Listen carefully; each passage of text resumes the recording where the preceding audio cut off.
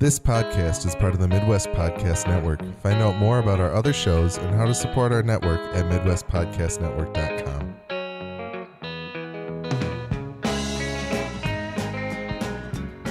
Welcome to Gone to Texas, a podcast about AMC's Preacher. My name is Alex, and I have not read any of Ennis and Dillon's Preacher. My name is Nick, and I have read all of Ennis and Dillon's Preacher.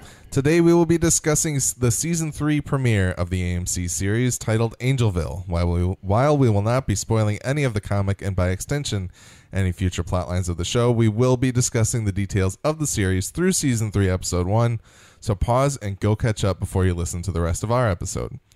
You can find more episodes of our podcast at g2tpodcast.com. We're also G2T Podcast on Twitter, and you can send feedback to g2tpodcast@gmail.com. That's the letter G, number 2, letter T, podcast on all three of those. And you can tell us what you think of our podcast and share your thoughts on AMC's Preacher so we can read them on our show. Send us corrections, observations, or anything regarding Preacher or our podcast.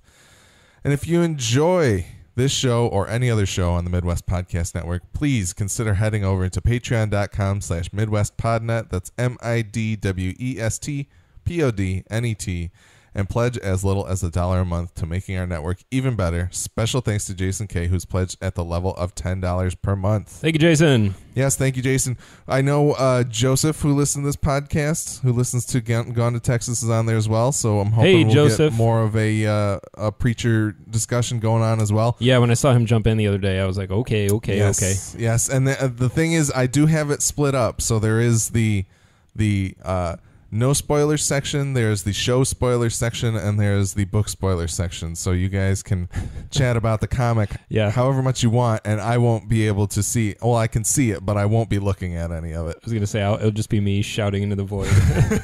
Well, it could be you and Joseph, or maybe if Mike joins up or anything. It could... $10, that's all it takes. Yeah, it's not too bad. We would appreciate the money very much. We're only $9 away from covering our monthly costs. Wow.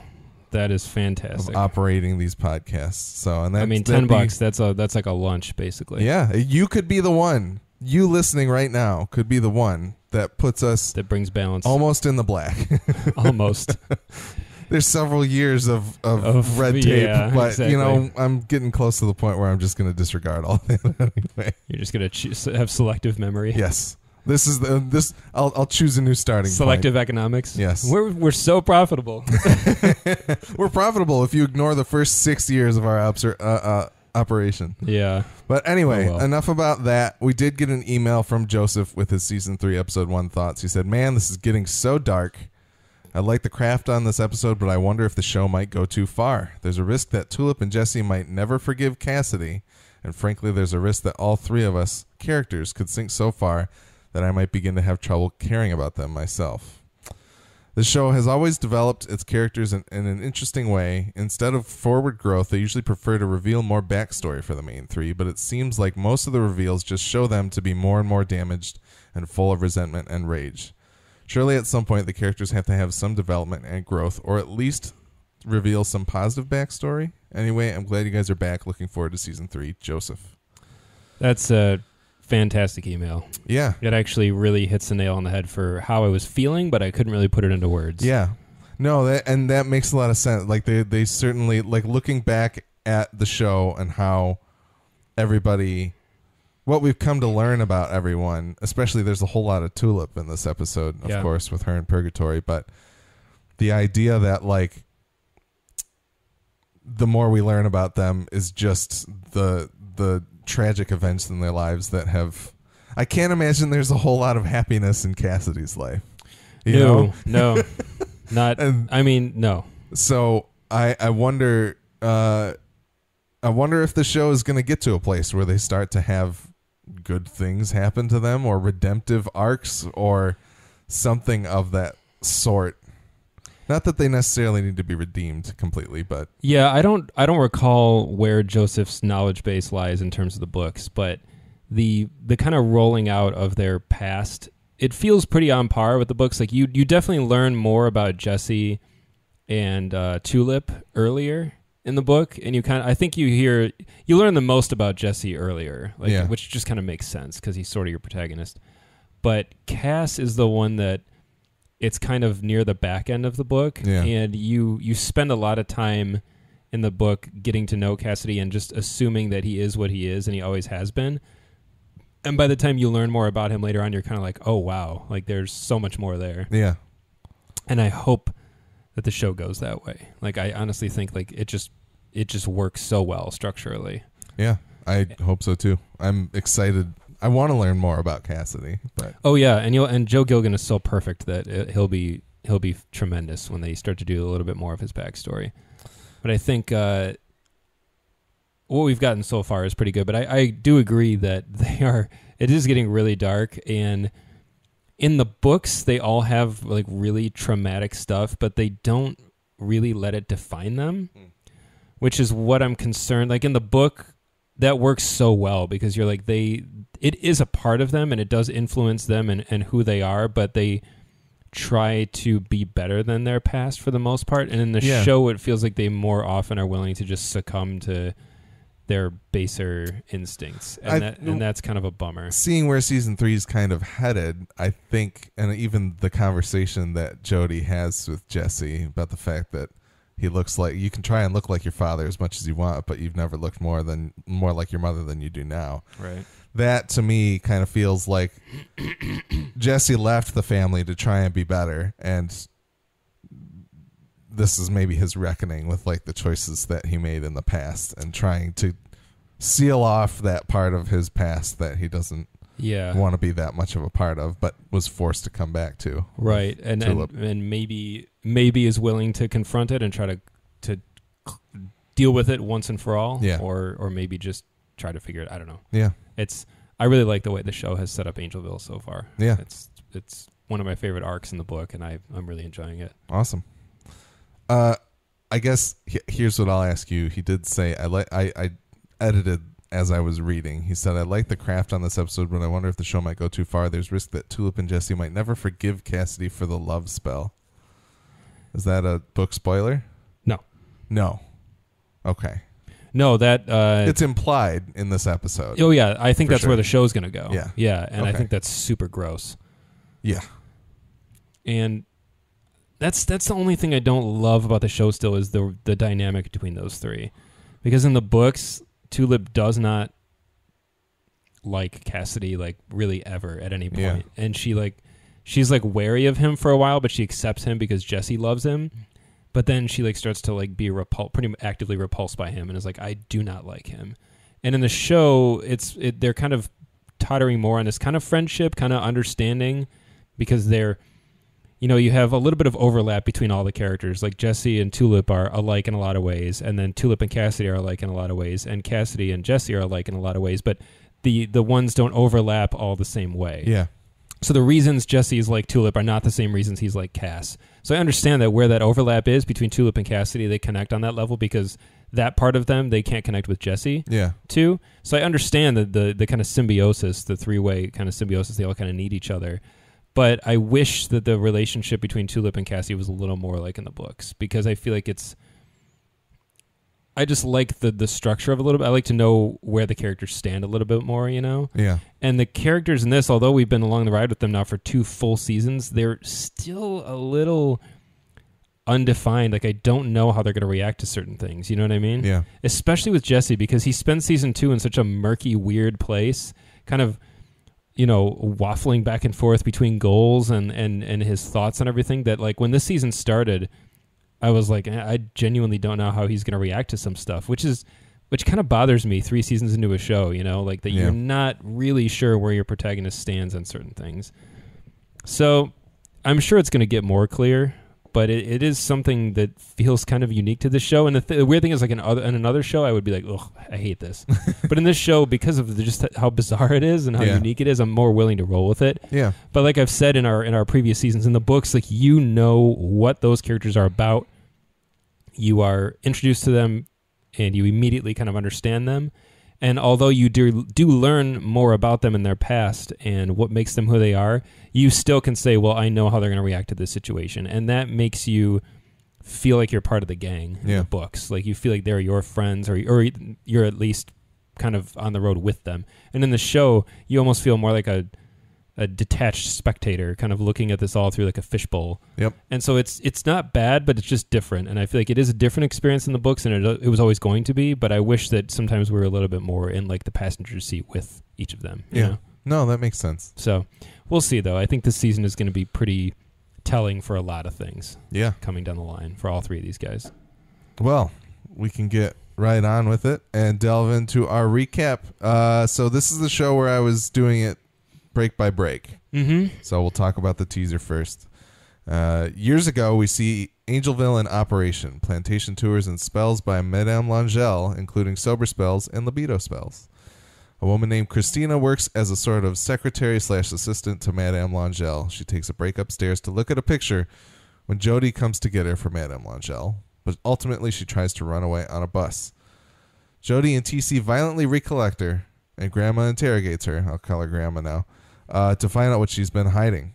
Christina swallows something in her mouth, but Grandma cuts it out of her, finding it's a picture of John Custer and a baby. Christina tells Grandma not to dare touch her Jessie, and TC asks if they should sew her up, but Grandma says to strap her into the machine. Yeah, so it's cool to get a feel for what actually like happened at Angelville, because all we really saw last season was like Jessie outside of it trying to lure people in. Yeah. Not that it would have been too hard to like figure it out. The gator tours and whatnot, I think we got a glimpse of last season too. But yep. It's cool to learn more. I guess what I'll say off the bat about the season 3 premiere is I feel like they answered a lot of questions in one episode. Yeah, definitely. Like I know where Jessie's mom is or was, rather. I kind of know a lot more about their family. We learned that Jody killed his father. And Jody even seems to be like maybe where he learned a lot of his fighting from too. So like right off the bat, that wipes a lot of questions that we've had since season 1 right off the table. And it felt very refreshing to me to finally learn some stuff. Yep. So how did you feel about this depiction of Angelville in the past? I liked it a lot. It's definitely different from the books because it's not a sort of tourist destination in the books. Like it may have been at some point, I guess, but if it's alluded to, it's very, very brief. It's just more of like this bizarre plantation that he grew up on. I like the depiction of his mom. I think she's good. She is. I'm sure we're gonna get more of her. Yeah. But in his mind, in his memory, and in the books, she's always depicted as just like a really like strong, caring woman who he like admired so much, and I think that she's poised to have a very similar portrayal where you're gonna feel pretty like terrible when bad things happen to her. Yeah. TC and Jody are really, really, really good. TC is a lot more digestible in the show than he is in the book. Like in the book, you're just like, oh, like you have every time. I was gonna say, of the two, I like TC more. He seems a little more earnest and like kind of like amiable to people, but I know that could easily fall away. Yeah, it probably will a little bit. If it doesn't, that's okay. Yeah. If he's kind of the good cop, so to speak, but TC in the book is really gross. He's super depraved. Yeah. And he's much like you kind of would rather be alone with Jody in the book than TC, but like that's like really not a great choice to have to make. He's definitely got a creepiness to him in the show though. Like he is like kind and he's kind of polite, but he's still really unnerving. Yes. Like you don't want him to like be the one performing surgery on you. His comment later about her skin is tighter than a hotel sheet. Exactly. Perfect. I was really pleased to see this episode. I think was both written and directed by Sam Catlin. Yes. No, it was directed. It was written by, certainly. I don't know if it was directed by. Either way, the writing is fantastic in this episode. And I love that a guy who is so known for another series just totally speaks the language of preachers so well. Yeah, I mean, he certainly had some time to get there at this point. Yeah. He just being the third season, but I certainly feel like he's taken that. So it's Michael Slovis directed this, so he's a Breaking Bad alum as well. But the writing credit was Sam Catlin. Yep. Yeah. As soon as that title came up, I was like, oh, cool. Like by himself, not and Goldberg and Rogan or whatever. And it's very good. The script is great. Jody is awesome, and Jody was the one where I was like, it has to work and it has to be good. Like TC, they could take some liberties with, and I'd be okay with it. But if Jody wasn't Jody, I was going to be really upset. His physicality is really good. He's a lot like fatter and like dad bodder than Jody in the book. Because Jody in the books is like, he's a very good like Steve Dillon character. Like he's very Dillon face, but his age is so unclear because he's looked the same like Jesse's entire life pretty much. Like even when you catch up with him later, like some 30 odd years later, he looks pretty much the same. Yeah. But he is like ridiculously shredded. He's got like these just absurd biceps and stuff, and they're just like so defined. And you're like, what is this guy? How does he look like a pro wrestler all the time? And his strength is something that is so like mysterious and near limitless, and he seems almost invulnerable. So I was like, as soon as we do see him pick a car, right? Exactly. That's a little much, maybe, like one-handed, with no effort. Seemingly, I think that's a little far. But I think in the books, it's almost more like a testament to just he's like steel tough. Basically, he's kind of like Rocky if Rocky was a good boxer, basically. And it's fun in the book because they set the tone just based on Jesse's reactions to him. And I think the show does a good job of that as well. Like when Jesse is apprehensive to go talk to him, when he's skinning that gator, I'm getting a little ahead here, but I was like, that's perfect. Like, he's a guy who is established by the way people react to him, not necessarily what he does. And I think it's awesome. Like his whole look, his ponytail and everything, it's perfect. Like he just is, I loved it. And the scene of them tracking Christina down like on the bus, the sequence along the bus like that was so good. I was like, man, this is fantastic. And I missed this show. That was very much that feels like it would have been like the full page, like you see like the a cars sequence in the front with TC standing up top and Jody in the bus with her. Yeah. So I thought it was a great way to kind of establish what Angelville was like. I like the kind of that it's a tourist destination and that they're taking money in on that front, but there's also this like secret operation of like these gross like voodoo witchcraft spells and salves and that kind of thing that they're giving to people. Yeah, I should say the sober spell. It was revealed the dude getting it was like a congressman, or some type of governmental official that.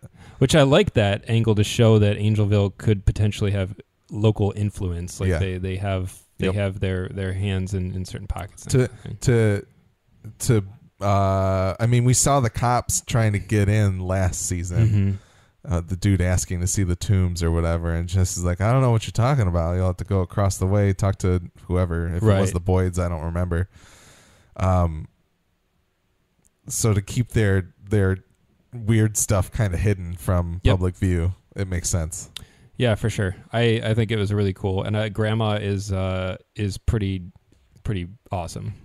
Yeah, Betty Buckley. So we really only see her face. I love. But do you want to talk about like her in general? For like, how do you feel? Does she embody Grandma the way that she doesn't look like I expected? But this is a flashback. In the comics, you don't really ever see her face in the past, but in the present, she's like much more withered. She's like really gross. She's another very Steve Dillon creation in the book. She's, Grandma with Dillon face. Yeah, exactly. She's really nasty. She's really, really gross.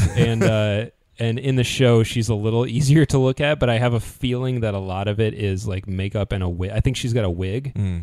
And like in the books, she's pretty just gross. Like picture just like a nasty shriveled up old thing, and that's kind of the way she looks. So I think I'm kind of Cassidy's comment about her being ugly. I was like, she doesn't look that bad. Yeah, I feel like towards the end of the season we might see her like just as she is, and without necessarily some smoke and mirrors, so to speak. But I think that in terms of the attitude, it's very good. She's a little so far. Well, no, I'll take that back. And she's pretty gross. She's pretty terrifying and pretty despicable in this scene where because she swallows the picture, right?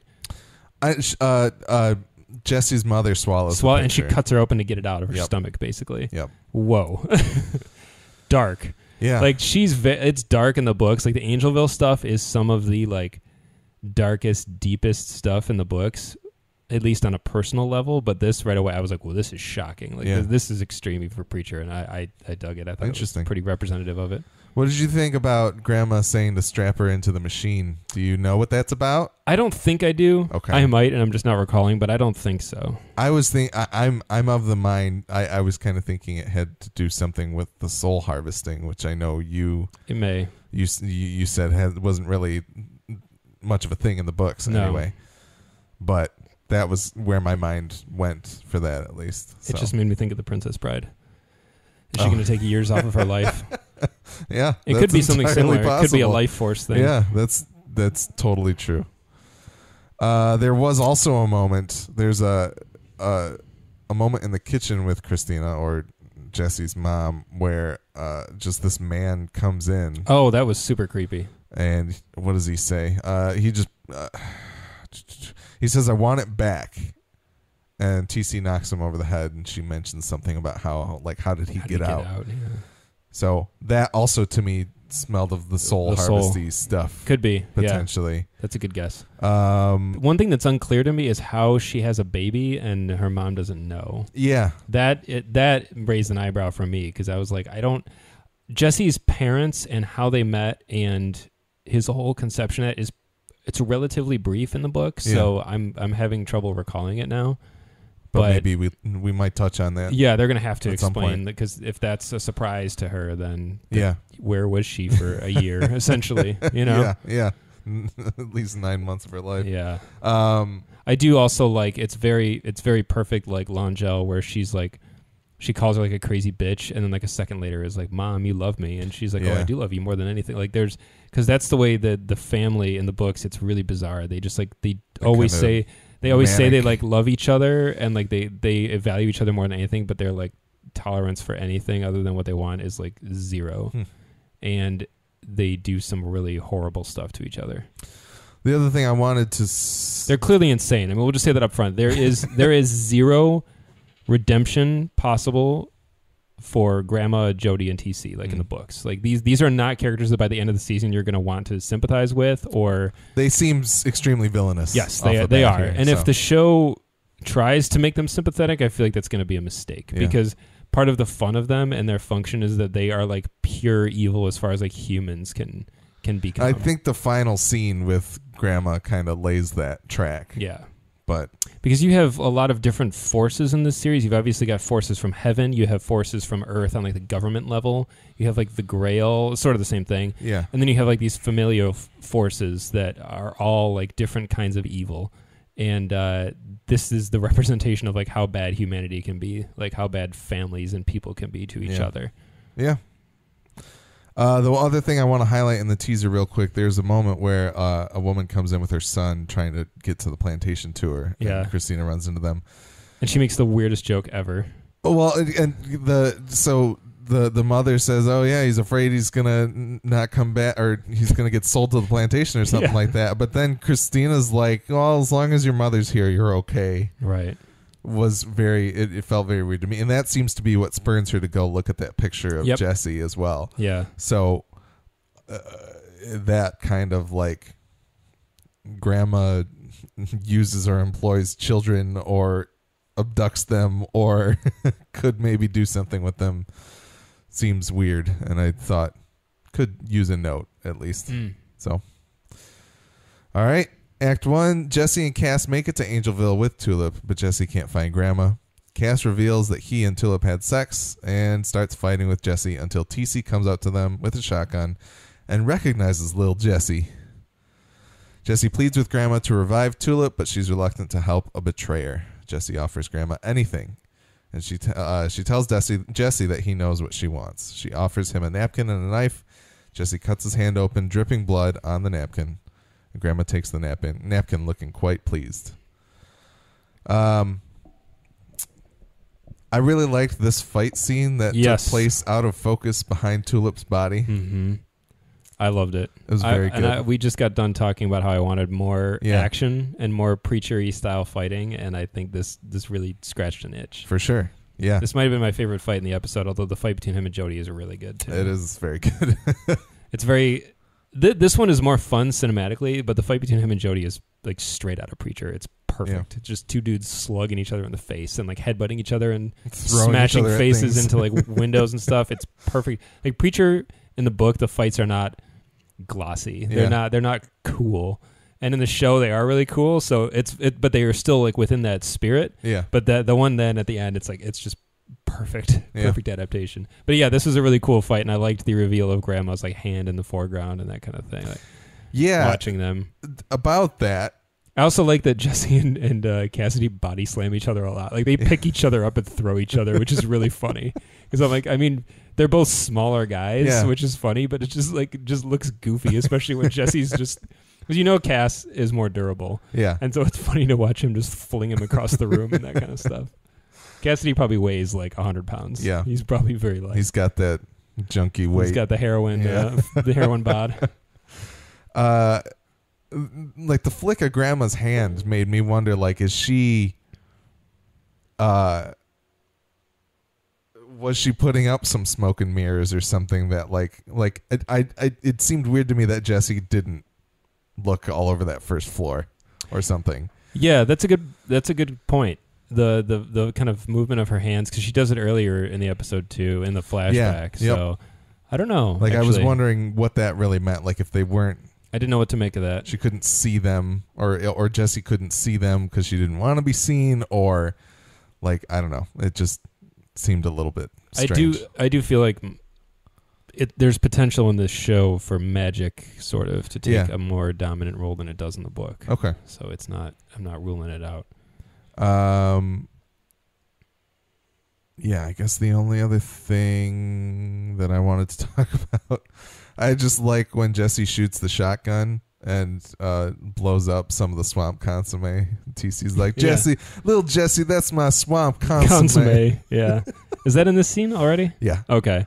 The scene also ends with him just for some reason punching TC in the face, like right at the. When Grandma goes into the kitchen, he punches TC in the face and takes the shotgun from him. That's funny. Yeah, it just didn't need to be there, but it just cracked me up, and I was like, "It's good. It's Preacher." Well, we see when Cass calls Grandma ugly, TC knocks Cass out with the butt of the shotgun, and then Jesse knocks TC out and takes the shotgun. It's just funny. They just keep doing that. Yeah. Yeah, there's an interesting display of power in the Langell family. Like, you will see these moments where like Jesse would have a gun but won't use it. Whereas with anyone else, he would just shoot them and move on. Like, he even says at the end of this episode, like, it wouldn't take much, and she's kind of like, try it. Yeah. And it's perfect. Just perfect establishing the relationship. And the, when you are a child around certain people, you grow up always respecting, sort of, even if you don't like them necessarily, or even if you shouldn't respect them. Right. There's still this weird boundary there, and this weird like kind of tier, and it exists between him and Jody, and him and TC, and him and Grandma, and it's fun to watch unfold. I was intrigued by the fact that TC takes a beat to recognize Jesse, and it made me wonder how long he has been gone, because in the books, he really hasn't been gone that long. Okay. He actually... It's Grandma's idea in the book to kind of make him a preacher, and then he just leaves. He runs away. Yeah, and I only think it's a few years, like less than 5, or somewhere in that ballpark. But in TC made it seem like he'd been gone for like 10 plus. They're still calling him Lil Jesse, exactly, which makes me think like he probably ran away like as a pretty teenager, close to where he was when we saw him as a kid in season 2, which is possible. Although.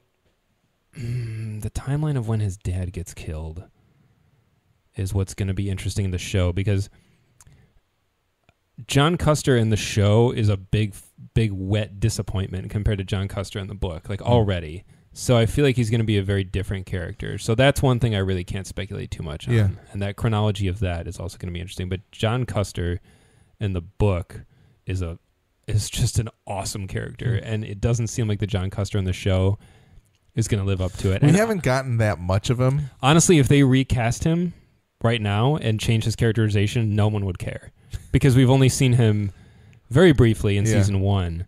And oh my God, the coolest thing they could do is make him John Bernthal. That would be the coolest thing that this show could do right now, is make John Bernthal John Custer, because he already looks like Steve Dillon character. Yep. Yeah, and he looks like he would have been the perfect Jesse if they were going to stick more to the books, because John Bernthal can be so intimidating and so scary, but he can also be super charming and like really fun.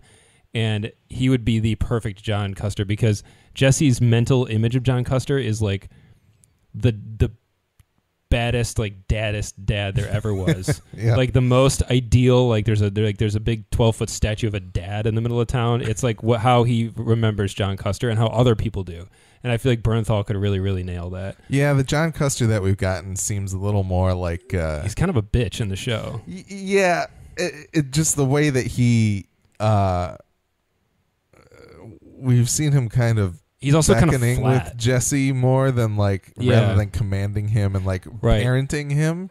And in the book, the relationship between them is amazing. Yeah. Like Jesse thinks he is just like the coolest dude ever besides like John Wayne. He basically thinks his dad is kind of like John Wayne. Okay. And he just loves him, and he would do anything he said, and he just like would follow him to the ends of the earth. And it's really adorable, and it's really sweet. It's probably not super realistic, but it's like really fun to read. And you see little Jesse just like wants to be his dad, and he wants to find a woman like his mom, and he wants to have that same love because they have this just like over the top, head over heels romance.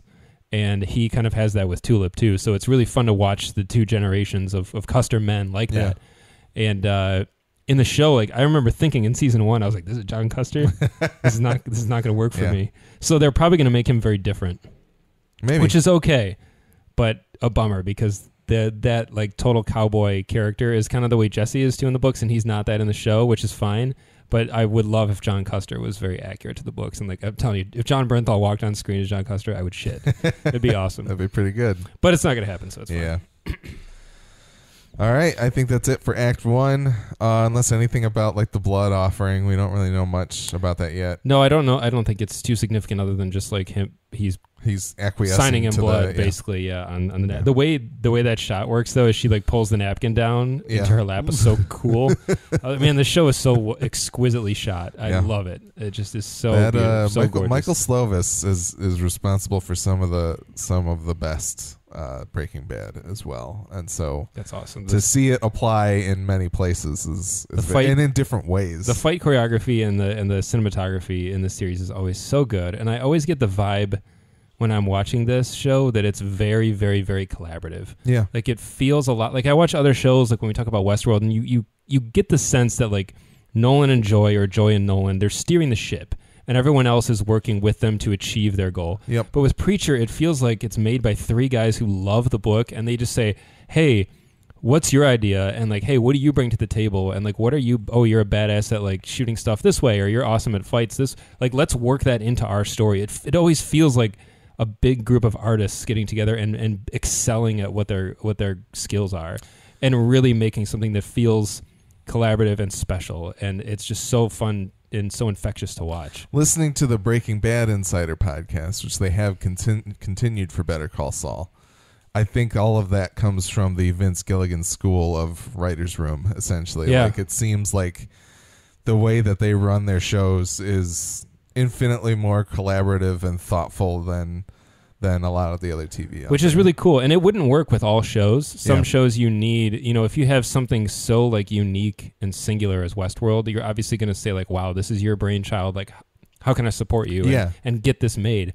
But with Preacher, it definitely feels like they're very open to, like, they just probably hang out, crack open a bunch of beers and be like, so what do you think about this? Yep. And, there was I think it was John Cassavetes, but I could be wrong. When I was in college, I heard about this director. I think it was John Cassavetes, who loved hearing other people's perspective on stuff, and they would be on set like shooting scenes, and if he didn't really love the way something was going, or if he liked it, but you just like, there was a story about him turning to like a camera operator or someone else would be like, what would you do like if you were directing, just like out of curiosity? And he loved to hear other people's perspectives and try to work it into his own approach. And I always thought that was really interesting, and that wouldn't work for a lot of people. It probably wouldn't work for most, and it obviously disrupts the sort of hierarchical system that movie making is comprised of. But with a show and something that's ongoing in like long format, it seems like an interesting approach. That's always been like what I've gotten most out of listening to Vince Gilligan talk about Breaking Bad and Better Call Saul is that he is a huge believer of the death of the author. Like, once it leaves his hands, if someone else reads something else into it, that is equally as valid as that's cool. Anything that he came up with. So it's not the way I said it is, and what it means is what it means. Sure. So I think that has leaked its way into Preacher as well. Beautiful. Which is awesome. Yeah. It makes it just fun to watch. Yeah, absolutely. Act 2, we see Purgatory. It looks like a sitcom or stage play set, all black and white except for the people. Tulip sits on the couch next to a younger version of herself while her mother is prostituting in the next room. Tulip's father comes home in a jail outfit and tells Tulip he got a job interview, and he takes Tulip to the interview and explains that he's going to break the O'Hare family curse for her, and that gets him the job. Excited, he offers to go get Tulip her favorite candy. Tulip's mom doesn't believe her dad got a job, and adult Tulip tries to tell her it's true, but then Dad reappears at the door with a bloody apron. He killed the owner of the bistro, and now the cops are outside. He forgot the Nico wafers that Tulip wanted, but adult Tulip says it's okay, and they fire the guns out the window at the cops. Back in the real world, Grandma can feel Tulip is still in purgatory, but soon after, death will come to the door. Jesse made a list of things. Bless you. Sorry. Jesse made a list of things that they'll need to get her back, and Grandma mentions that she needs some transpoil, so he has to talk to Jody. Is Purgatory depicted in the book anymore? Not really. How do you feel about this depiction of Purgatory? I mean, I don't care about what it might have been or used to be. This is awesome. Yeah. I think it's fantastic. I love it in theory. I love it in execution. I think it's fantastic. The laugh track is what really sold it. It's great. For me. Yeah. I love the laugh track and the crappy set dressing and the wardrobe changes that it's just like he puts on something over his prison outfit. Yeah. I think that's really interesting to say that like that's always who he is underneath and he's not going to escape that. I think that's really cool. I really like the transitions between the scenes kind of. I thought it was great. I don't like theater really. Yeah. I'm not opposed to it, but 99% of the time I'm going to choose to go to a movie theater and sit in one place and have the world revealed to me through all these different setups and shots. And when I go to a actual stage show, I'm like, well, here's my perspective the whole time, and it's never going to change. And if you know me at all, this makes perfect sense. I mean, based on who I am and my career and my hobbies and stuff. But it also doesn't help the theater seats are always so uncomfortable. I don't get it. But I love watching stages represented in movies. I think that it can be really cool and really effective. And sometimes when I go to plays and shows, I get really swept up in it, and I like this. I appreciate like a really cool set. Yeah. I like to think about the logistics of entering and exiting and working behind the scenes and that kind of thing. But I just thought it was really unique and really funny and clever, and it seemed like, oh, of course that's how it would be. But it felt fresh. Yeah. I really liked it. For sure. No, it seemed like a very... I've never thought of Purgatory in that way, but it seems like the perfect execution. I also really like that we learn more about Tulip through this Purgatory experience. Obviously, yeah. It is satisfying. So we can definitely confirm that her past is it's pretty different from in the book. Okay. Like the ultimate fate of her father and her subsequent childhood. But honestly, it's pretty okay. As much as I love the way it's done in the book, Tulip has been so different from day one with this show that this feels totally fitting. Yeah. And it was very satisfying to see done. And it was interesting to see that her dad, he seemed like a good, like not like a bad man necessarily, you know? It seems like the O'Hare thing seems like a self-fulfilling prophecy. Yeah. The idea that like ultimately you succumb to these bad forces in your life and you blame it on the fact that you've been branded that way since... That you're just living the best you can according to your code. Yeah. If we can, have a Our shows crossover. are leaking together. Mm-hmm. Yeah. But that's one of the most poignant takeaways from Westworld Season 2, and it's something I've been thinking about every day since that episode. Yeah. Yeah. The idea that we're kind of coded to be a certain way. We are not programmed, or we don't think we are because we're humans, but our genetics and our DNA... biological coding, yeah. Is it really any different? Are we just calling it something else? Yeah. You know, they always joke that people likely will become their parents in some regard. And it is funny as we get older to at least my personally to see certain traits of my parents come out in me. And when I react to certain things or I say something, I'm like, oh my God, that was strange. I just filled up my gas tank earlier today, and I said to Nicole, I got gas, but I'm going fishing anyway. And that's the kind of thing my dad would make that joke from like the Three Stooges of, I got worms, but I'm going fishing anyway. And I was like, oh God. She's like, nice dad joke. I was like, yep. Yeah, it is funny to watch. And in this show, I think we're kind of seeing some of that. Yeah. I mean, her dad is, I loved the portrayal because he obviously is a criminal and obviously is a murderer and like does evil things, but he seems like he really cares about his daughter and he wants to be better, but he just can't. He wants to break the cycle for her. Yeah. He wants to break the O'Hare curse. Yeah, and you do have to take with a grain of salt that this is through the perspective of a child. That's true too. She's remembering her dad as a little girl. Yeah. And clearly her mom, and you know her mom's brief two appearances on screen. Yeah. They tell you everything you need to know. Yep. Everything you need to know about what Tulip thinks about her mother, at least. Now her mom was referenced by the madam of the brothel in season 1, right? Doesn't she say like that's where the connection? Yeah, that's where the connection is. I can't remember, but that makes a lot of sense because I think Mose is the owner of the brothel, and maybe that is. But I just can't remember. Well, I think this helps close that loop of why does Tulip know this? Why did she hang around? Yeah, why did she grow up here essentially because of her mom? That scene may have even sort of taken place there. Like we don't really know. Yeah, that's true. That's set.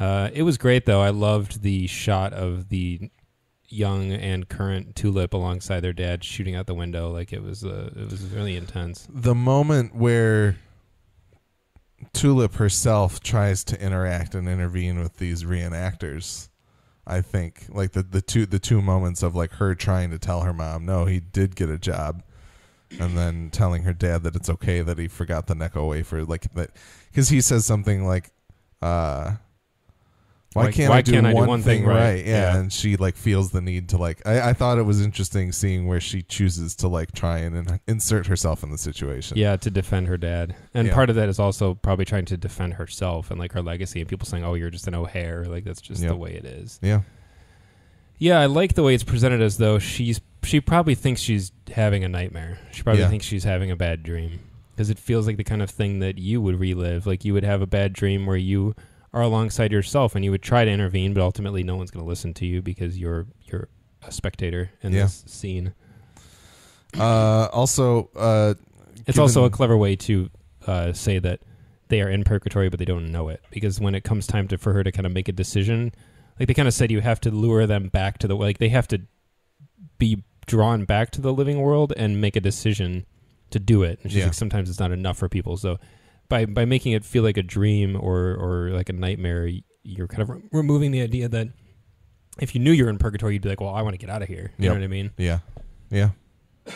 Or maybe you wouldn't, like Grandma says.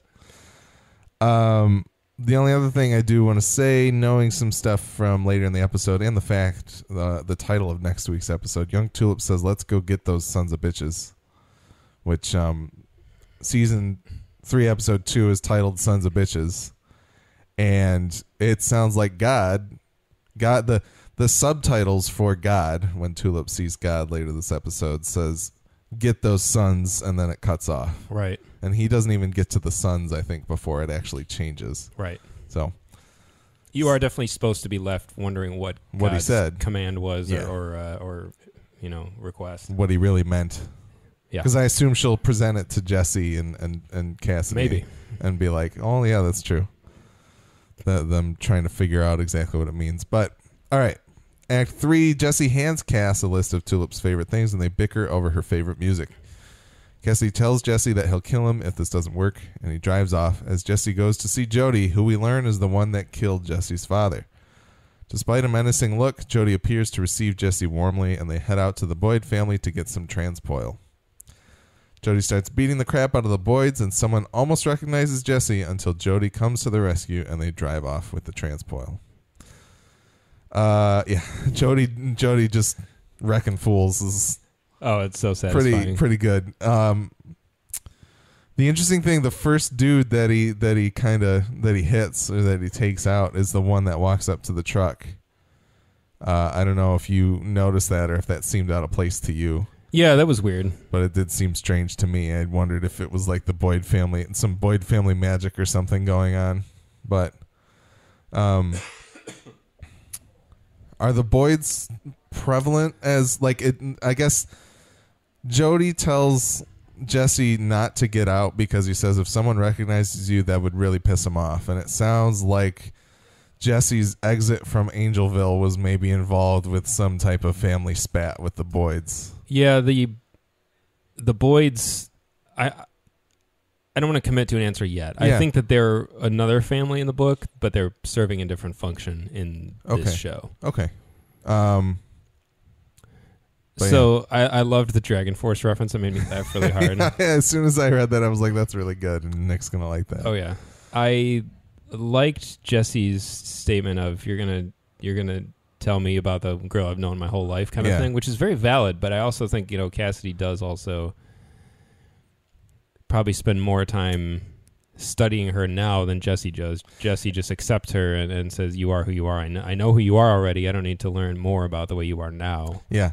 No, it's what Jesse says is valid, but also very arrogant. Yes. And it's they're both arrogant and they both think they're right and they're both annoying. Yep.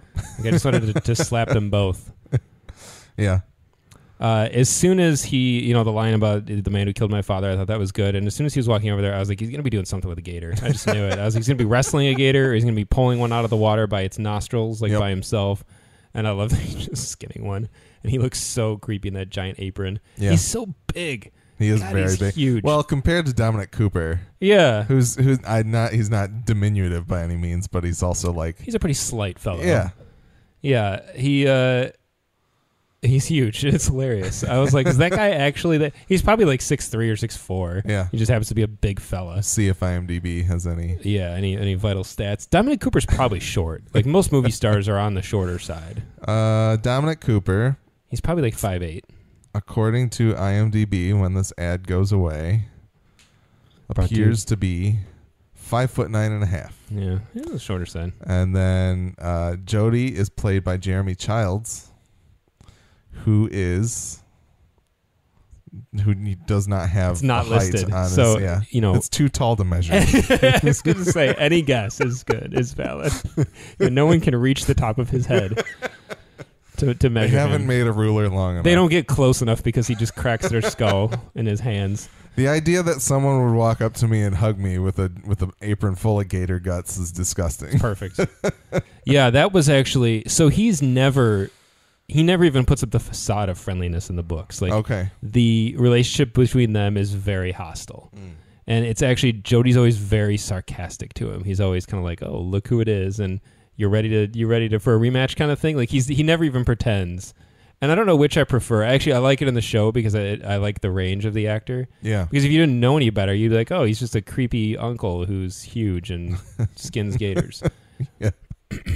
But his true nature is revealed very immediately. Like even in the scene where he jumps off the roof into the bed of the pickup truck or whatever, and he's like, just like old times, huh, kid? You're like, this would be fun in a different show. But the whole time I was like, no, this is not. I know what's coming. Yeah. Did you look up what the hell transspoil is? I didn't think it was. I didn't think it was a real thing. I think it's a French word. Okay, transspoil. Let's take a look. But just a bunch of. While you're looking that up, the hotel. I liked that they went to this motel and the idea that there's this family essentially running who knows what kind of operation, drugs or guns or prostitutes out of this motel. And then Jody walks up and they're right away what do you want, Jody? And then he just decides to fight the whole place with no weapons. It's perfect. And you hear also Dominic Cooper continues to just be the master of making faces and reacting to situations. He'll never have a moment better than season 1 when he's reacting to Tulip outside the gas station. Yeah. That was so funny. Nothing in this series could beat it. Yeah. But him expressions. Yeah, him pulling around behind the motel and just kind of waiting and hearing gunshots and seeing the glass crack with the gunshots and hearing the crashing and the body landing on the hood, and he just kind of looks like, oh man, it's perfect. Transpoil, I don't know. In French, at least, it looks like it's an adjective of some kind, something about making you laugh or something. But I just took it to be some type of voodoo-y. Yeah, I mean, there's a lot of like Creole-y kind of stuff flying around, so I'm sure there's going to be lots of weird French-English combinations. Yeah. But I was intrigued when they said that, and she said she needed it, and he's like, where do I get it? And she's like, ask Jody. Yeah. And so Jody has to procure it somehow. I don't know. I assume we're going to learn a little bit more about that. Yeah, maybe. Maybe not. Maybe. I like, given the fact that they use it to transport the battery to Tulip, it smelled of me of some type of, made up voodoo type thing. But we understand. Yeah. Anyway. Although what does he walk away with? What does he put in his pocket? He's just got like a little vial. Okay. That's what I thought. Okay. Anything else from that? No, it was fun. It was cool sequence. All right. Act 4, Grandma and TC tend to Tulip, collecting different things from her body and sewing up her gunshot. And Grandma ingests the things as she recites French Creole incantations. Cass arrives home with the stuff that Jesse requested, and he and Grandma share some scorpion peppers in hopes that Tulip will sense their pain and will want to come back. Grandma tells Cass about a love spell she once used and to be careful what you wish for, but she thanks Cassidy for bringing Jesse back to them and offers him a favor should he choose to use it. Jody and Jesse arrive home, but Jody requests a fight from Jesse before handing over the transpoil. They both get some good licks in until Jody bests Jesse and moves to drop his truck on Jesse, but Grandma stops him and he hands over the transpoil. Yeah, so this is the hotel sheet line that TC delivers. Yeah, it's good. I'm glad you made note of that earlier. Very weird. Yep. Very Plus weird. the idea to him that he's like, those hotel sheets are real tight. How many hotels has TC been in? Yeah, it's like a luxury. He could go to a Motel 6 and think he's living the grand. What's funny is it's an amazing comparison. It's really funny. You're like, because a hotel. I mean, there's a whole Seinfeld episode about that, basically, like how tight hotel sheets are. Yeah, and I thought that was just really funny. And the idea that TC's like, he used to work as like a hotel reviewer or something.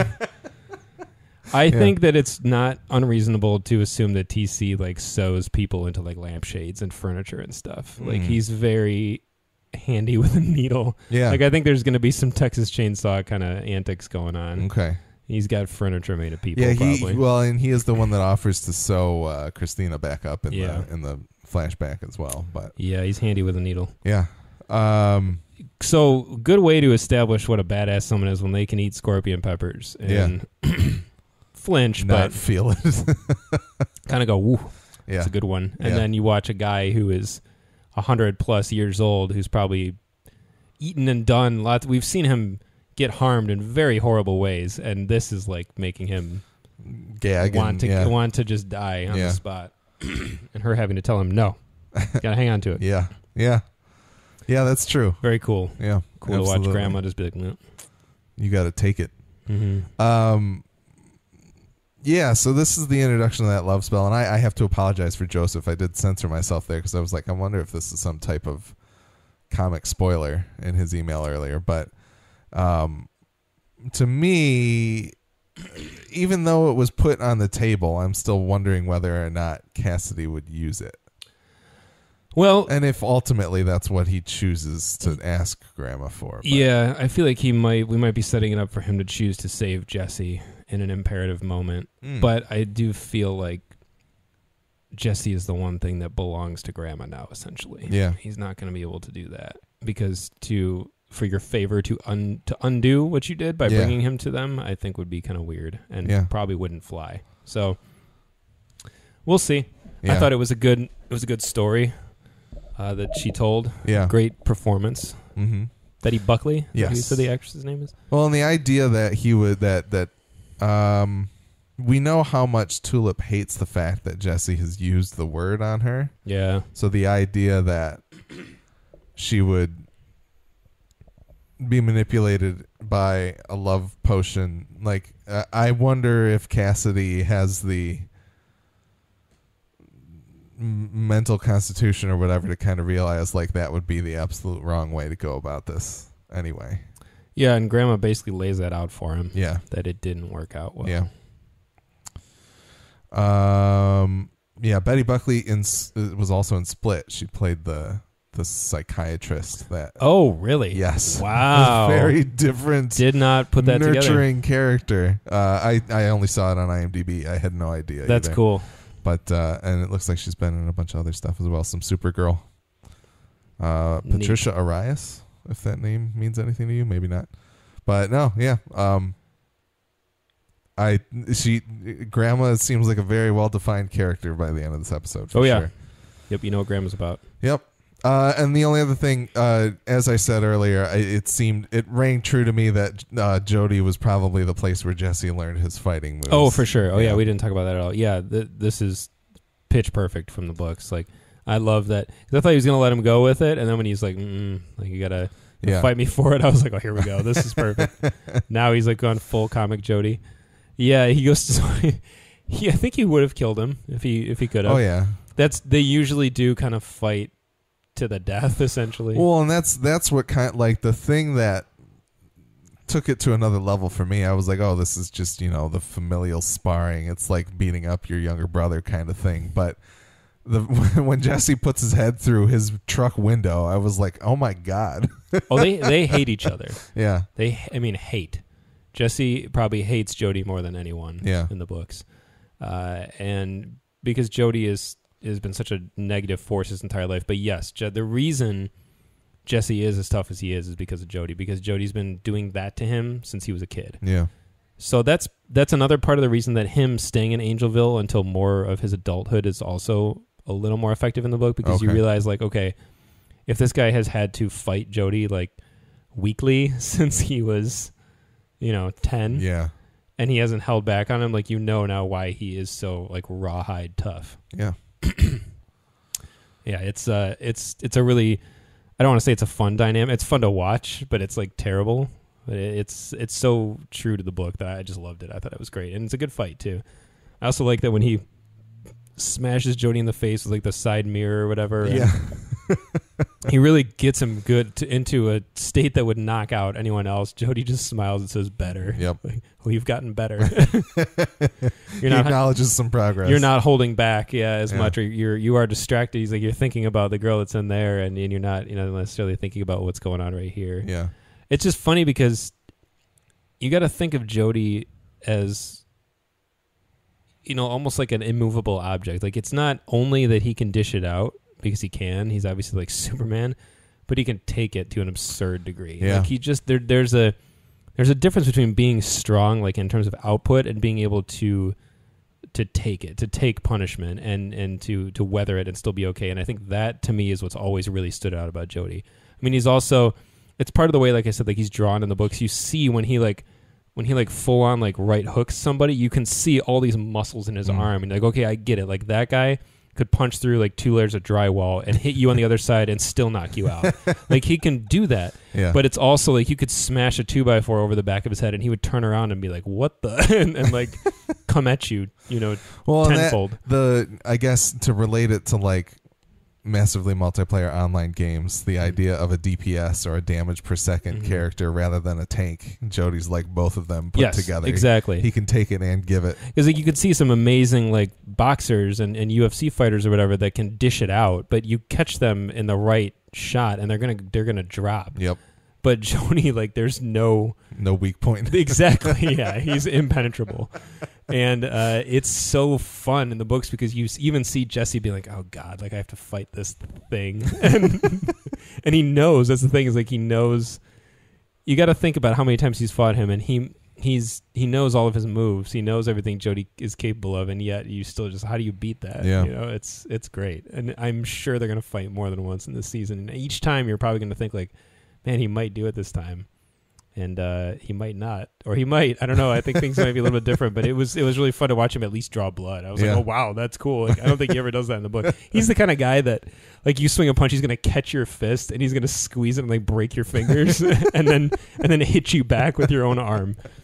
It's great. It's gonna be fun to watch, especially like I think the casting is so good. The actor clearly has a good bite on what he's supposed to be. Yeah, You know, we've had it so many times in a row now with these supporting characters that either they're handing all the material to these people along with like something they probably prepared, saying here's who you need to be, but the level of direction from both the EPs and the showrunners as well as the directors must be just conveying it so cleanly to them, like this is who you're supposed to be. Yeah, it's incredible.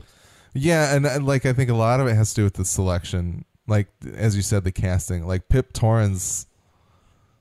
He probably saw the script and was like, oh, I get it, and now I'm here. Mm-hmm. And so for somebody like Jody, I think it's probably pretty similar, the idea of this imposing, unmovable force, probably not the brightest, but also it's also part of the power of the source material, though, because he could hand him what's his name, Jeremy Childs? Yeah. They could hand him 6 issues and say, read these, and he'll get it. Like, yep. You can read it and say, okay, if you're as good an actor as he is clearly in the show, you could read that and say, oh yeah, all right, I know what I'm supposed to do. And I guess that's the nice thing about this is that it's not as though there are 500 issues of a comic to go back and pick which Superman you want to be. This is who this character is for this very concise story. Mm-hmm. So. All right, on to Act 5. We return to Purgatory. The cops are knocking at the door, and Tulip gets up to surrender when she notices all of her favorite things are on the coffee table and decides to sit down and eat a bowl of blueberry first. Grandma mixes a metal potion and feeds it to Tulip with the transpoil to give her a battery in Purgatory, which comes out of her mouth. Jesse starts telling Tulip he needs her, and she can hear it through a phone on the table in Purgatory.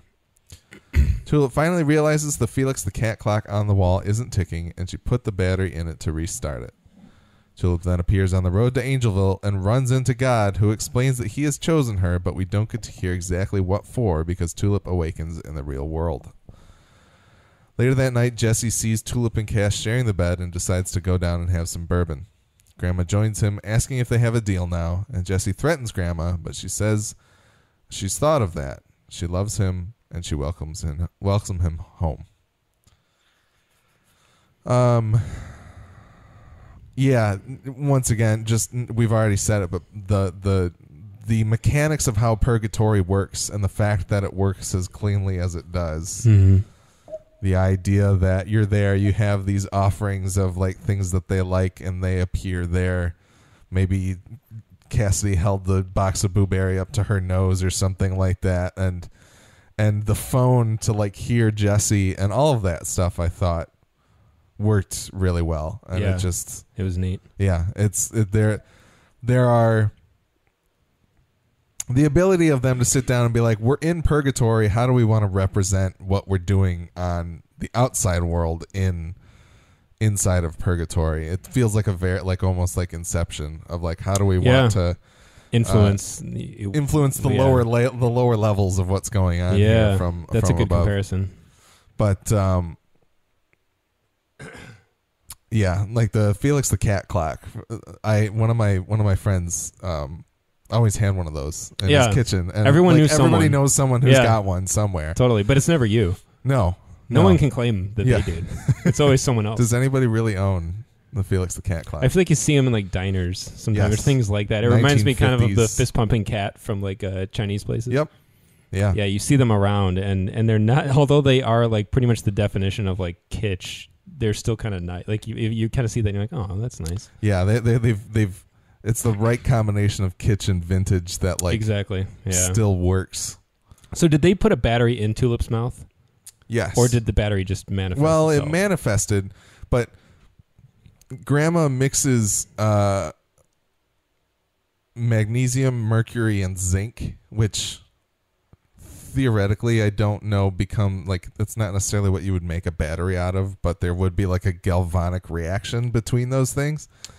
And she pulls a battery out. She pulls the battery out right after that. What I wondered was, do you always need a battery to get out of purgatory? Like, is it always the same thing? Is it always? Does everybody have a Felix the Cat clock? Right, or is purgatory? it different for every situation? I would like to think it's unique for every scenario. But maybe it's always metallic, maybe. but it's not always a battery. I was curious about that. That would be very interesting to explore. What would your purgatory offerings be? Like if we were in this scenario with you and we had to gather some of your favorite things. Number 1, a wiener dog. Number 2, just a wiener dog. A wiener dog.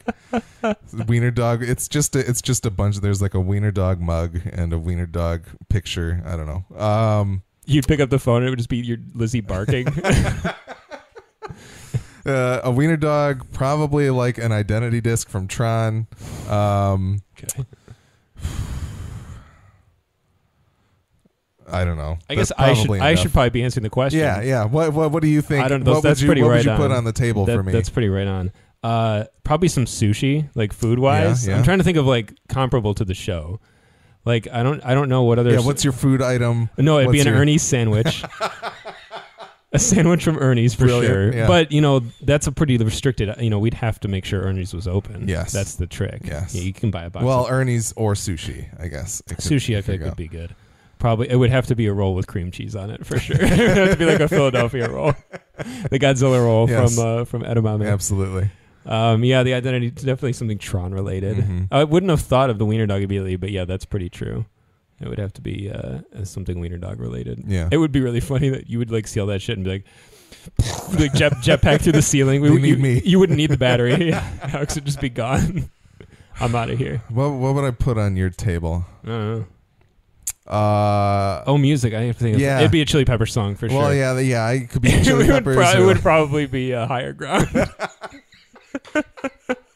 That's brilliant. It would probably be Higher Ground. That's quite brilliant. No, it would be. What would be a really good one? This is going to be a weird. I think that Dozed would be an interesting one. Yeah, because I think you'd hear that, and it's a little more like melodic, ethereal. I feel like very like violent songs like wouldn't necessarily make as much sense. It'd have to be something that taps into like your more emotional. Can just side. Kind of seep in and not which shock is why the system. Which is why Jesse thinks like Dragon Force, and while that is an awesome answer, like Cassidy is more right because I think it needs to be something that taps into who you are, like at your core, like more emotional, like something that reminds you of a more emotional time, maybe, or nostalgic. Yeah, no, that makes sense. Well, and it's funny because I was going to say to you, like, it could be some Nick Cave or something like that, but that would be good. The one that came to mind for me was God, I can't remember the song. It's been way too long since I've listened to it. A Nick Cave song? It's not a Nick Cave song. The one that I was thinking of. For you? No, for you. I was gonna say, other than Chili Peppers, it would be like Ben Folds. Yeah, maybe. Yeah, that's probably a pretty good guess there. But the one that just came into my head as you were talking was "There Goes the Fear" by Doves. Ooh, I feel like would be a good Purgatory removal song. I love Doves so much. Yeah. Whenever I tell people that, they're always like, "Who's that?" Yeah. And I play their stuff, and they go, "Wow, they're really good." Yeah. Yeah, There Goes the Fear is interesting. Actually, Satellites by Doves is probably my favorite Doves song. I've seen Doves in concert once. Yeah. And it was one of the best concerts I've ever been to. It was at the Majestic Ballroom in Detroit. And it was so good. And I don't think they've come back to Detroit since. Yeah. And they've been on hiatus. I feel like you would have been like, we need to go to this if you did. My wife knows. She will say once in a while, I keep looking for Doves tickets, but they've been on hiatus for a few years, and they do say they all still get along. Yeah, and they're like, we'll do it again someday. But if they're just I'm there, off doing their own thing at the moment. That would be a good one. I don't know that a Twin Shadows song would be the best Purgatory song, but it would be good. Nick Cave would have to be. I think the Ship song would be a good one for Purgatory. That's an amazing tune. We're basically recommending songs now. But if you playlists, our Purgatory playlists. Oh, we should just make a Purgatory playlist and put it on the website. Yeah, we should for sure. That would be pretty good. Yeah, songs that would jerk you into reality. Yeah, and tell us yours, like top 5. Yeah, people write in and let us know what your Purgatory items are. I want to know what Sue wants. I want to know what Joe wants. I want to know what Mike wants. Yeah. I want to know what all you guys would want on what would bring you out of Purgatory if it were on the table. And they don't have to necessarily follow that convention of something that's emotional and cuts to if you started playing like like Battery by Metallica, I'd probably be like, oh, sweet, what's going on? Well, and then I guess to come back to the Purgatory or to the Inception comparison, these are very much like potential totems. Totems, yeah, totally. Yeah, I'm trying to think of something physical for myself that you could put there, and I'm actually having a hard time thinking of anything. As much as I love like objects and things, I'm trying to think of something at my house that has that importance or that. There is a good one. I have this back early 2000s maybe. They made these Star Wars Unleashed figures. Yeah, you know what I'm talking about. They're like really cool. They have a lot of design to them. They don't move or anything. It's almost like more like a statue. And when I was in high school, I saw the Han Solo one, and I was like, I want that. The one running up the ramp, up the ramp to the Millennium Falcon, like looking over his shoulder, shooting back. And I wanted it so bad, but I didn't have any money at the time because we were just in high school. I saw it at the store, and I would see it at the store repeatedly. They had it at the Media Play in Livonia. And when I finally got together like $25 or whatever it was, and I went to buy it, it was gone. Yeah. This was pre like internet, because I'm in my 30s. So. And when I was in high school, it like existed, but it wasn't for the, we could tell when you said Media Play. Yeah, exactly. Yeah, that's true. Immediately I'm carbon dated. So years later, probably 10 years later, maybe not 10 years later, years later, I think it was at Comic-Con. I think I was with Willie probably. Yeah. And I was just walking by a booth, and out of the corner of my eye, the corner of my eye, I spotted it, and my head just whipped around, and I saw it, and I just walked right up to it, and I had budgeted myself for the day. I was only going to spend like a very little amount of money, because again, I think I was in college and didn't have a lot of money, but I saw it, and I zeroed in on it, and I bought it, and I still have it. It's on my bookshelf above all my movies, and it's right there, and I think it just represents, like, it reminds me of being like a teenager. It reminds me of like a different time, but not in like a sad way where like I want to be back there, but just like also being like when I was somewhat closer into being an adult, it was something that I had wanted then, and I still wanted it, and I was able to buy it and like just still enjoy having it. And I feel like if that thing popped in the coffee table, I'd be like, oh, son of a bitch, that's cool. Yeah. It's not a very good, like, you have like a sentimental one with like your dog. Like you're yeah, but I guess what that leads me to is like, I mean, obviously, the right answer is obviously my wedding band. Just put that. Obviously, I was thinking the like cable ties that you usually have on your wrist. Oh, that's funny. Like, or would that just push you into hell or wherever goodbye. You're going? Like, I don't want to work. Yeah, no thanks. No.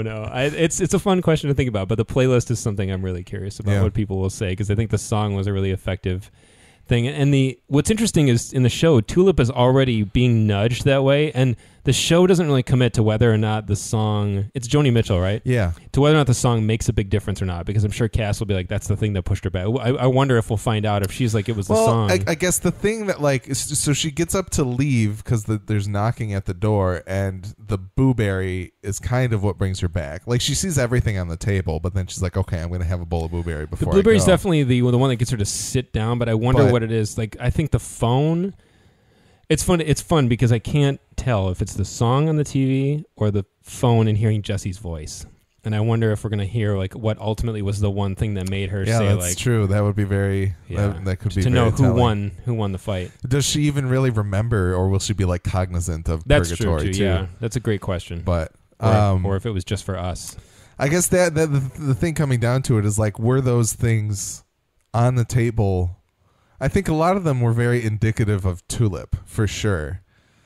Guns and like a little model of her car, and she probably liked blueberry and beer. Jesse says beer. Yeah, but none of them were that sentimental, like even the Han Solo action figure or like my dog or something like that. Like, except for maybe the Joni Mitchell. I guess we don't really know necessarily. They're more generic. Like you could just put a stack of Blu-rays for me, or like a random guitar. Would it have been more potent, I guess, if there was something that was like, this is Tulips? And that's a great point. We're digging too deep, maybe. It needs to be more, maybe less specificity is better. Yeah. Well, I think either way, of like, could it have happened, like, were there items that Jesse could have brought that communicated more directly to her of like, would it have been more effective? Yeah. Or for us, is it like, are those not good for some reason and we wouldn't want them there if we were in Purgatory? Yeah. Do you feel more like it's a dream? Like, does it feel more surreal if suddenly like your favorite whatever pops on the table and you're like, oh, that's weird. This is a weird dream. Or is it like painting like a backdrop sort of? Yeah. I still don't know what my food would be. I don't know. Yeah, I was trying to think of one, but you like so much different. You're not like me. You don't go to Ernie's every Saturday. You can't like eat. Oh, I guess I would get you a Blimpie sandwich. You'd probably get that you a would be Blimpie really Best. good. Blimpie Best, yeah, that would be really good. That would be. Yeah. But, you see, I would know it's you. That's the thing. It's like, oh, Alex is somewhere. Alex is there.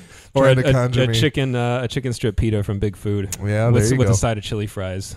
That would big ranch bottle. Yeah, the bottle of ranch. Then I'd be like, "Where's Willie?" Yeah, it was really cool because it does. It's almost played for like a laugh. It kind of is when Jesse's like, "Get her favorite things: beer, booberry, guns, Dragon Force guns." Yeah, but it's true. It kind of paints the picture of Tulip. You know, it's cool. It was good. I loved all the Purgatory stuff. Absolutely. I also like the way when she puts the battery in the clock, it just like the wall starts like peeling away. Crumbling. It's pretty cool. But yeah, I guess God is the other big thing that we should talk about. How do you feel about God being in the dog suit? I know that you said, because you have in season 1, I think you are quoted as saying like the first appearance of God in the comics is like it's God. Oh yeah. And it seemed like something very vivid and present in your mind, at least. So this does pretty much line up with the first quote unquote on screen appearance of God in the books. Okay. It happens in pretty much the same context, except God is the one to bring Tulip back to life. Okay. He does it. In the show, he's like, it was another, but I'm here to talk to you. I actually like it a lot more than I thought I would because it's so creepy and surreal and absurd. I understand that you can't just show God. I get it because how do you cast that? Where do you begin? Even the voice, I was like, I want to look it up, but I think you don't. start with Mark Harlick is where you start. Obviously, yeah. I was gonna say something about him. We were talking about the show casting. I was gonna be like, they nailed Mark Harlick. I mean, other than Michael Wincott, who do you immediately cast as God? Or Morgan Freeman, or all the other people who played God. It's always like really funny. Charlton Heston from. Have you ever seen the movie Almost an Angel? No. I was just talking about this movie to my father-in-law, and he had never seen it either. And I was describing it, and he was like, "It sounds really funny." And I was like, "I watched it when I was a kid, like a good handful of times, and I thought it was great." And I looked it up later on IMDb, and it has like a 5.8. And I was like, maybe it's not. That doesn't mean anything, first of all. Yeah. But maybe I was like, maybe it's not as good as I remember. But I was thinking more and more about it. I was like, no, it's an awesome movie. It's really, really funny. But anyway, you know what? I think you have brought it up previously. Probably. I think you actually have. It's one of those weird movies. You can throw that in my Purgatory, a VHS of Almost an Angel, or Crocodile Dundee. Any Paul Hogan movie, pretty much will do. We'll just get Paul Hogan. Apparently, yeah. Paul Hogan's on the phone. Nick. Yeah, exactly. Yeah. Anyway, Charlton Heston plays God in that, and it's really funny. But it doesn't feel like to me a choice to not want to show a representation of God. Like, I don't think they do it out of respect for that religion. No. Because it's not like anything else in the show has done that. But I think for it to be weird and different and unexpected, it seems like a fine choice. I think it's a combination of that, and I don't think the apprehension to show God is out of respect. I think it's because it's daunting. Like, who do you cast as God? Because it has to live up, even if you're not a religious person, the idea and the mental image of the Christian God is like you would have to understand. Like, that's a hard role to cast. Oh yeah. So, I mean, there's a reason he's usually just a disembodied voice, because personifying it or is a tricky. light above, right, or just a hand like in Monty Python. I thought it was awesome though. I loved the surreal imagery of like the Dalmatian suit, like sort of revealed behind a tree, but sort of partially covered, but like just weirdly positioned. Yeah. Like they didn't put him smack in the center of the road, which would have been very striking and cool. They put him like off to the side, and he's like kind of in the trees, but kind of not. Like everything about it, I loved. I was like, this is really cool. It felt comic booky, and I thought it was good. I like the voice. I don't know who it is. I don't really care to know. I don't know if it's knowable. If you can find it, yeah. I was curious. I liked that it was relatively regular. It's not super deep and booming. It has a kind of quality to it. Yeah. But it sounds kind of everyman.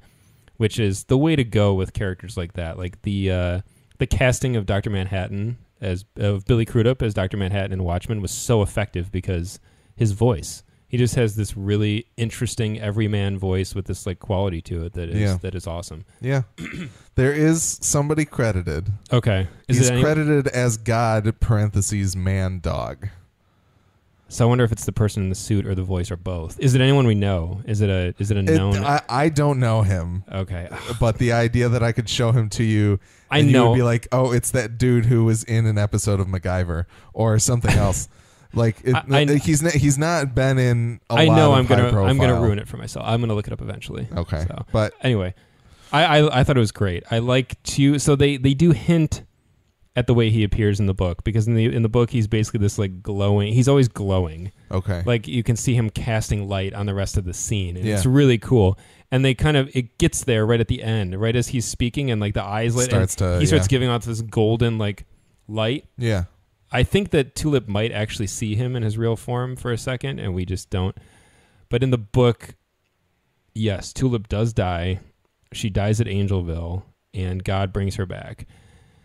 I could also see them using the man dog as like they know or suspect, or at least Jesse knows or suspects that was actually God at this point. And so that could be him choosing to introduce himself that way so that she can lend credence, so that Jesse could hear about it and know that, oh, you did speak to God. That's true. So we could still eventually work towards a more... Yeah, it may also be that God's true form can't be viewed by people. He needs to put himself in some sort of... Yeah. I think in the book that's why he appears humanoid, is because people will understand that. But we are supposed to be made in his image, so he must look like a man. I don't know if it's a book spoiler so much as the message God gives Tulip in the book. I think I've talked about it before.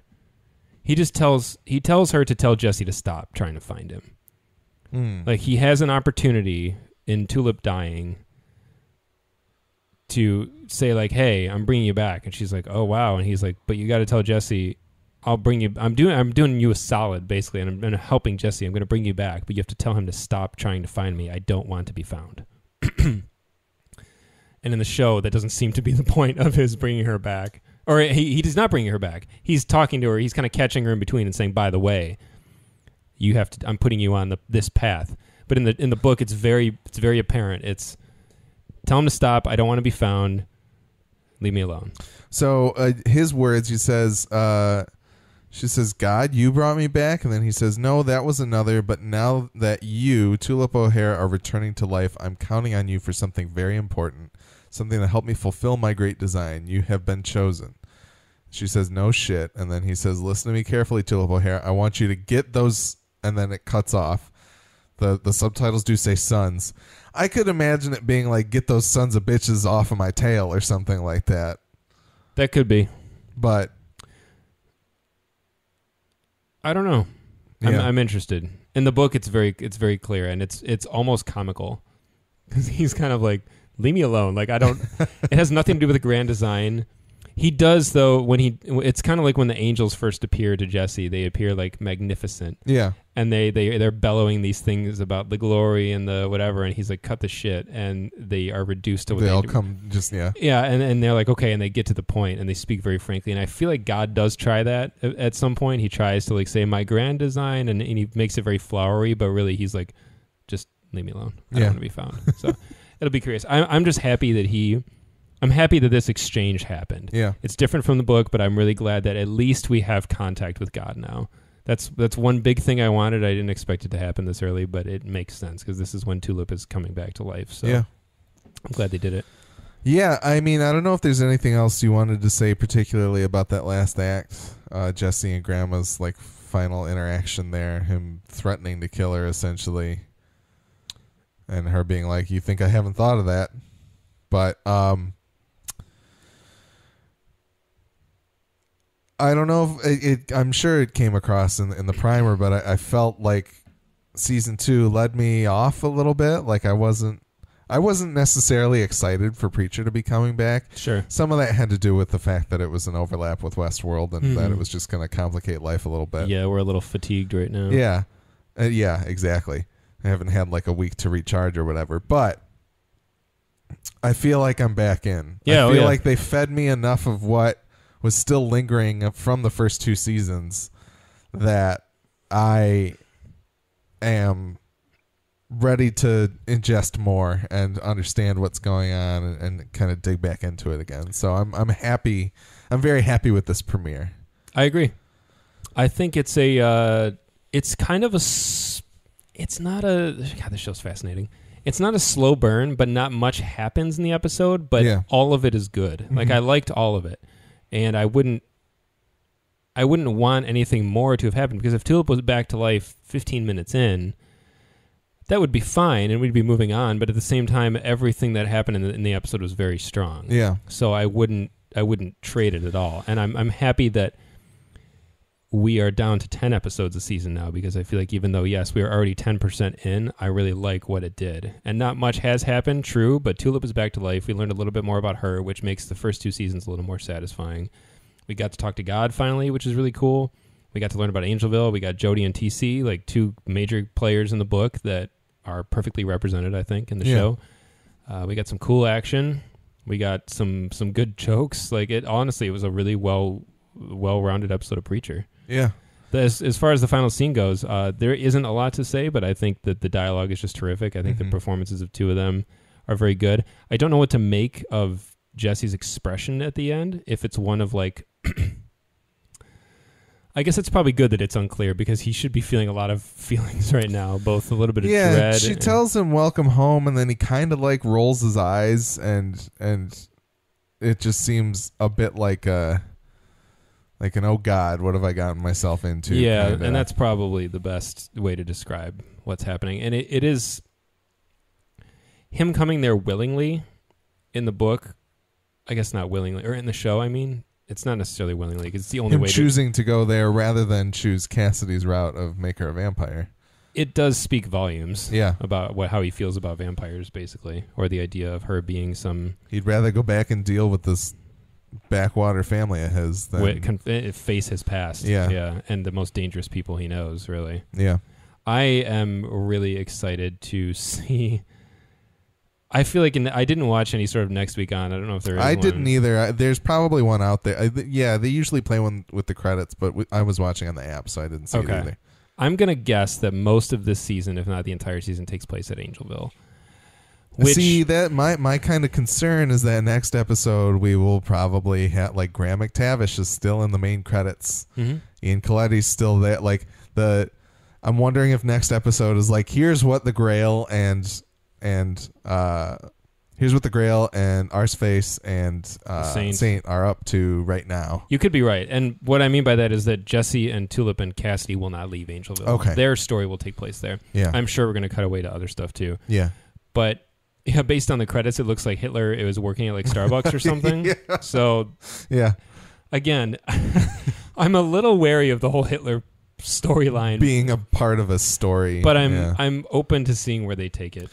Yeah, like part of me is wondering if the Saints' mission thus far will probably be to retrieve at least Hitler, if not also. Because the Saints back in hell, right? Eugene, yeah. They have the opportunity now to kind of do with the Saint what he did in the books prior to being unearthed by the angels. And if they do that, I'm really in for it. Interesting. Because the reasons why the Saint is not... He's not in hell when they find him, when they retrieve him in the book to do their bidding. Yeah. So the reasons why he's not are very funny and pretty cool. And I wonder if that's what they're going to do in the show now. We'll see. But I'm excited to see where the other characters are at. But back to what I was going to say was that I think that the whole season is going to take place there, and I think I'm pretty okay with that for once. I kind of like the momentum of the book, that they're not in one place for too long, but they are there for an entire arc in the book, and I feel like for a season it makes sense, especially with 10 episodes. If it was 13 in Angelville, I'd be like, how much more can we really do? Yeah. And even for 6 issues, I mean, a comic book issue is relatively short. It's only 32 pages. Yeah. And... So 6 whole issues there, although in real life time, that would be 6 months if you were reading it at the time it was being released, because I think it was coming out monthly. if you sit down and read all 6 issues, it doesn't take you long. You Yeah. can do it in an hour. So I hope it doesn't run too thin, but at the same time, 5 episodes wouldn't necessarily be enough. Yeah, and maybe they'll build in some. I mean, I guess here's the thing: is that I don't really know how this show is doing. Mm-hmm. I don't know if season 2 was growth over season 1, but I guess it could go one of 2 ways here, and maybe they have a plan of like, all right, by the end of episode 7, maybe we'll have an idea if we have a season 4 or not, and they can either like have 3 episodes build to the next season, or they can have 3 episodes build to like what they would want the end to be. Yeah. And I hope it continues, because that's it actually seems like there's a lot of ways to go. That's a very real fear. I actually hadn't thought about that. We were talking about if Westworld were to get canceled after season 3. Yeah. Preacher can't get canceled until it's done. Like, it just can't. It's too good of an adaptation for it to end prematurely. Like, someone will have to rescue it.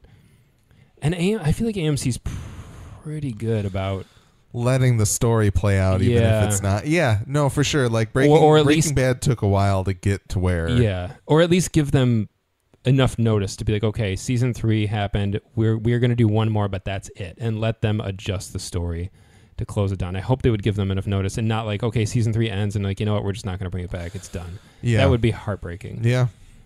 But what I was going to say, in line with them being in Angelville the whole season, I think they are going to be. And what I'm really curious to see is how the Grail plays into Gets into yes. how they show up at. Because if we have a Jody versus Grail fight scene, it's going to be hysterical and probably really cool. Because in the book, the Grail is an element in the story, but the Angelville arc is pretty early. I think it's like issues 13 to 18 or something like that. Or whatever it would be. Wait, maybe is it issues 6 to 12? No, it can't be that early. Maybe it is. It's very early. So the Grail isn't quite as dominant a force in the story yet in the books. So the Angelville story kind of takes place in its own little pocket, which is fine. But in the show, that's obviously not going to work. So yeah. I'm really excited to see if they have like a booby-trapped swamp and stuff like that. Well, my kind of thought, or after you saying that and thinking about everything we've seen, is like, what if the Grail is Jesse's way of getting out of Angelville, getting out of his contract? But I think that we can wait and see. Angelville is pretty considerable force, and I think so is the Grail. Yeah. And watching those two with Jesse and company caught in the middle, gators eating Grailmen, and it very well might, yeah. And just Jody fighting a small army of them. Like it's very possible. And then the Saint is probably going to get back into the mix too. Mm-hmm. And if we have this giant 4-way conflict at Angelville, it'll be spectacular. Because that does happen a few times in the book where several of these opposing forces collide in the same moment. And it usually only happens for an issue, but once in a while it happens for like 2 or 3 issues long. And it is so much fun. Yeah, it's always the most fun when the Saint is there. He is the element. He is the ultimate like OP. He's one guy. Yeah. So like you can have all the might and power of the Grail, and we do know the Allfather is in this season. Yeah. So if they do spend 5 to 6 episodes in Angelville, but then they end up closing out the latter half of the season with the Allfather, it doesn't have to be a lot of episodes. It actually shouldn't. But I'm just excited to see where it goes, because these are all of my favorite elements are starting to come into the show now, and I'm just happy that we've already had 2 seasons and we're going to have 3. It feels good to be excited about it again, because I feel like with season 2 it was a little bit of, Season 2 is a weird season, and it's interesting because I feel the same way about Westworld. Like you get used to the rhythm of the first season, and then both shows changed in their second seasons. And they're not bad, but they might both be suffering from a little bit of like a sophomore slump kind of thing. Well, and the thing about Westworld, at least, is they had several years. That's true. To workshop that material, and then to go and say they did get like a year and a half this time around to put season 2 on after season 1. So they did get a little more time to figure it out. Like I get it. And I wonder if Rogan and Goldberg kind of had, like, if season 1 was just kind of like, this is what we want to do with it, and then season 2 is where, like, the writer's room came into more of a, like, I'm just talking out of my ass here, but, like, oh, that is how you're doing that. Upside down in your chair. It's like season 2 did feel, both season 2s felt like some growing pains were going on. And at the same time, I would say on a personal level, I feel like season 1 is more Westworld, whatever that means. Like, you know, if you can distill Westworld down into a series of like themes and feelings for you, I'd say season 1 is the more Westworld season to me. But Preacher, I think it's irrefutable that season 2 is more Preacher. Season 1 is like the primer. Yeah. It's like a 13 episode long build. Yeah. And 10. Okay. And 3 already, I'm like, this is so Preacher, and I think it's fantastic. It's good. I'm just really, I'm in the same boat as you. I'm really excited again, because this week I was kind of putting off watching this episode, and I was like, I'm going to get to it, and I wanted a couple days down to like not have to think about, you know, a podcast or that kind of thing. Yeah. But I'm really excited now, and it's kind of nice that we're doing this one so late, because I get to watch the next one. Yeah, tomorrow. Really soon. So that's exciting. The day after, yeah. I'm excited to talk about it, though. I know if anyone is curious about Lance's thoughts. Yeah. Lance is our sometime co-host from season 1. Was he on all of season 2 or most? Not of all of it, but he was on several of them. Yeah. Lance did text me early on. He's a fellow reader and big fan. He and I, during season 2, when we would wrap recording, we'd be talking outside about Jody and TC. Like, it just kept coming up. And we kept saying we wanted to see Michael Shannon play Jody, which would have been really good and maybe a little bit more comic accurate. But I don't know. Jeremy Childs his face does kind of look like if you Google like Preacher Jody, you'll see and you'll be like, okay, I get it. Like, he does kind of look like him. I remember when I saw his headshot, I was like, oh, totally. He just needs a ponytail. But for some reason, we just both thought Michael Shannon he has this kind of steely look to him. I could see that too. And we thought it would be good. But I could also see like Christopher Maloney. Yeah. From this picture. No, it's true. He definitely has this kind of just weird, unique face. It's very Steve Dillon, but it's also different. But no, Jeremy Childs does look a lot strikingly like him. So again, they continue to do really well. But Lance was really looking forward to them, and he actually watched this immediately. I think the night it aired, and he texted me, and he was like, he really liked it. He thought Jody and TC were really good, and he said kind of the same thing I did, where he was like, TC is tamer in the show than in the books, but he thought it was very appropriate. And he said, let me just say, Jody is perfect. TC is a little bit milder for television, but we haven't seen much from him yet, which is a very valid point. And I said, it's hard to go full TC, so we'll see. We will see if they do. Yeah, the show has shocked us before, I believe. So absolutely, it could come around. But yeah, we can't ever think anyone's at face value necessarily. Yeah. So, I do apologize. This did come out later than we anticipated, but the podcast grind. It's real. It is real. So, especially for Alex. I would like to plan. I guess we haven't really talked about this, but I would like to plan to try and record on Tuesday nights at this point, because I don't have live AMC, and I know you don't either. I believe, right?